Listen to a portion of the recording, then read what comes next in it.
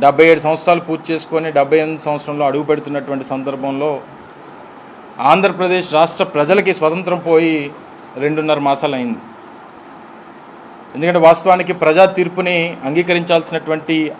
పరిస్థితి ప్రజాస్వామ్యంలో ఉన్నటువంటి ప్రతి ఒక్క వ్యక్తి మీద ఉన్నప్పటికీ గడిచినటువంటి 2.5 మాసాలుగా జరుగుతున్నటువంటి పరిస్థితుల రాష్ట్రంలో మనం చూసిన తర్వాత అసలు ఈ రాష్ట్రంలో ప్రజలకు స్వతంత్రం ఉందా లేదా అనేటువంటి పరిస్థితులు కనబడతా ఉన్నాయి. దాదాపు 30 మంది పైచిలకు వైఎస్ఆర్ కాంగ్రెస్ పార్టీ కార్యకర్తలని నాయకుల్ని హత్య చేసినటువంటి పరిస్థితులు,